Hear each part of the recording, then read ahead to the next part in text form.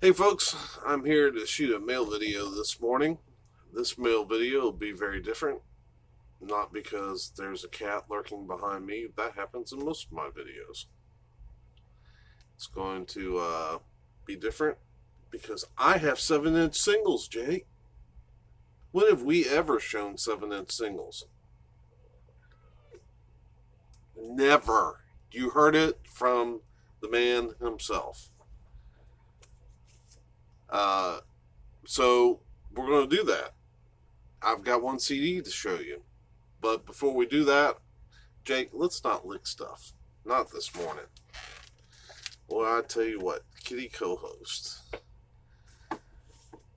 problems. If you hear some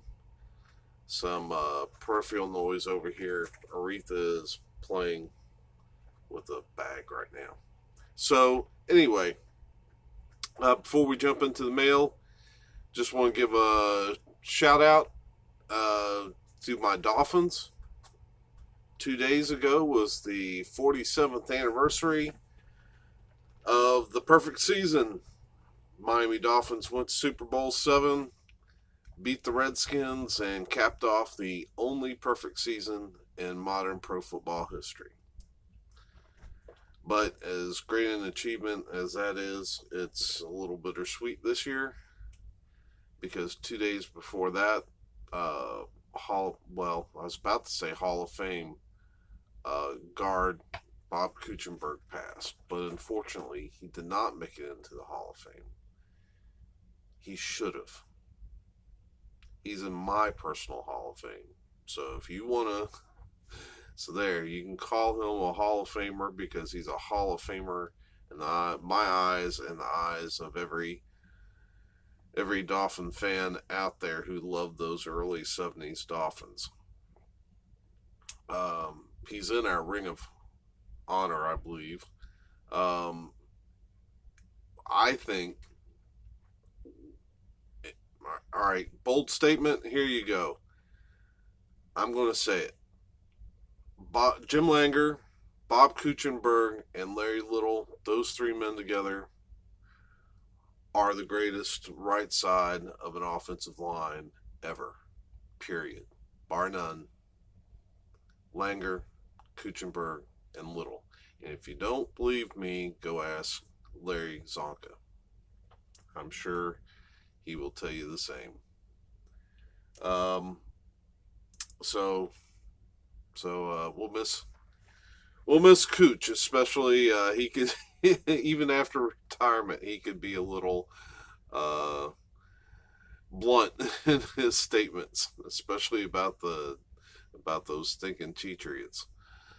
Um, so that's it on the football talk. Now let's get back to the mail. First up, the CD. Let's get that out of the way. Not that it's pretty cool. It's a pretty cool CD. It's Les Carlson, frontman of Bloodgood, just put out 1971, which is an album that he did way back then, but was never released. It says on the back that he was touring with as Claude in the Broadway musical Hair, and so it was during that time he put together this band. I guess now I am not a big psych rock guy. Just I barely, and I am hesitant to call anything psych rock because I'm just not an expert. But I think this probably falls a little bit in that category, somewhere between psych and hard rock, and definitely for 1971. But it's Les Carlson, and love him with Bloodgood. In fact, I was listening Dangerously Close last night. Love this guy. Excited to have that CD. This is from Girder Music, and I'm not sure you can get it anywhere else. So if you want it, you'll have to go look over at Girder Music. So now the 7-inch singles that I picked up I'm very happy with this pile of records, and so I just don't do a lot of 7-inch singles because I'm an album guy. I want to hear the whole album. Haven't paid much attention to 7-inch singles since I was a little kid. But sometimes I get to looking and I see something that, as a record collector, I think, man, that is cool. That is cool, and that's what started this whole pile. So the record that started this whole excursion, I saw this single. It is Russ Taff, "Being Happy." This is from his 1995 country release, Winds of Change. And I suppose now I don't know much. I'm not an expert on 45 7-inch single history. I guess they had jukeboxes back then. They must have, because the other thing that made this 45 so appealing was that it came with this. This is the jukebox strip for the single. I have to tell you, if I could have found a jukebox in 1995, and if I had looked inside and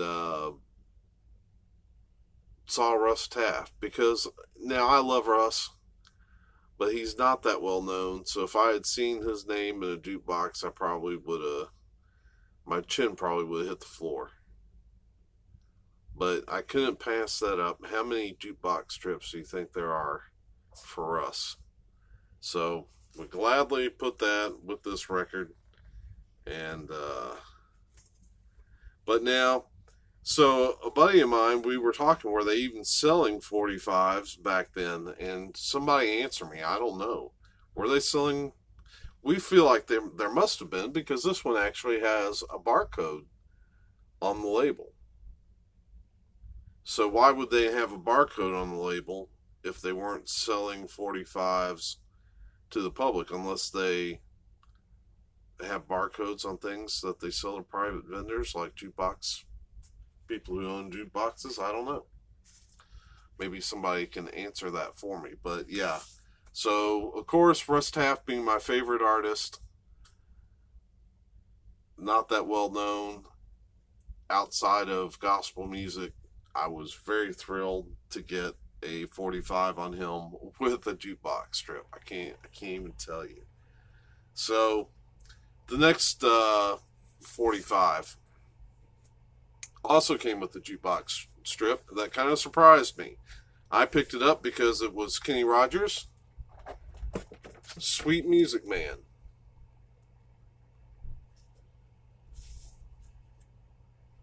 You want to calm down, Jake?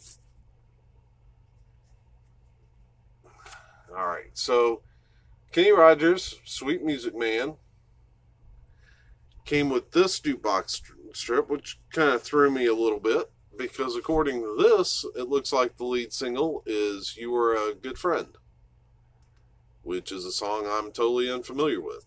I would have thought that, now I looked at the 45, it doesn't, I don't know that it really shows A or B side, but yeah, I would have thought that "Sweet Music Man" would be the A side of the single. Okay. So next, the next artist, I got 3 singles on. It was a deal. You buy so many, you get so many free. And so I picked up Johnny Cash. This is "Mean-Eyed Cat." The B-side is "Port of Lonely Hearts." Now, this is not an original Sun. I just couldn't resist that Sun label. This is part of, what's it called? The Golden Treasury series, which I'm sure is a reissue. And I'm not sure how that reissue is done. It could have been done for, I know they have a Johnny Cash museum in Nashville. Maybe it was done for them. Um, I don't know. But I love that Sun label. Couldn't pass up getting a 45, even a repressing uh, on that Sun label. The next one, another Johnny Cash. This one on Columbia, The Chicken in Black. And the B-side is Battle of Nashville. I have to do some research, but Chicken in Black, I don't know. Doesn't even look like he wrote it. G. Gentry, produced by Billy Sherrill. A lot of times these singles would have the album name that it came from somewhere on the label, but this one doesn't. Let's see, if I see a year, 1984. I'm not sure, but Johnny Cash, The Chicken in Black, and here is the jukebox strip. So I grabbed it, and then I grabbed this one just because this song is one of my favorite gospel songs. Johnny Cash. I don't know if you can see that well or not. Johnny Cash, the greatest cowboy of them all. The flip side is Hey Porter. Obviously not an original single there. He because Hey Porter would have came during his son years. But sometimes Johnny Cash, when he would go to different labels, he would have to re-record some of his hits because the rights, I guess, to the original recordings would remain with Sun. I've got an entire album that I just put up on Instagram that it looks like a greatest hits, but then there's other songs on it that I'd never heard of, but the songs that I had heard of was just being re-recorded for that particular label. So, Johnny Cash, the greatest cowboy of them all. That song always makes me think of my family out west, and I'll be getting, I'm going to do an entry to Robert Z's Mount Rushmore contest, and I'm excited about that because my family's from South Dakota, and as you can see, I have Mount Rushmore right there, and so I'm looking forward very much to making that video, but it probably won't be until this weekend. Anyway, now the next one, the next three albums, you've seen my deep love for Russ Taff. I also love Kenny Rogers. This may seem odd, but I'm a teenager of the 80s, so I'm a big Rick Springfield fan. And I found a picture sleeve copy of Affair of the Heart. This is, of course, on RCA.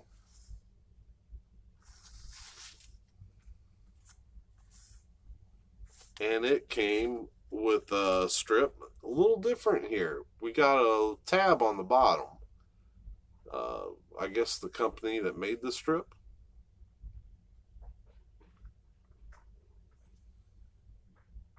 For faster selection and more plays, Sterling Title Strip Company. And I don't know why their strips would be better than anybody else's. They all look pretty much the same.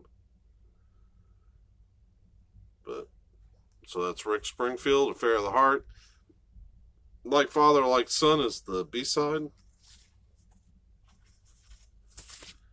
Then Rick Springfield, Hard to Hold. Or no, this is from the Hard to Hold movie.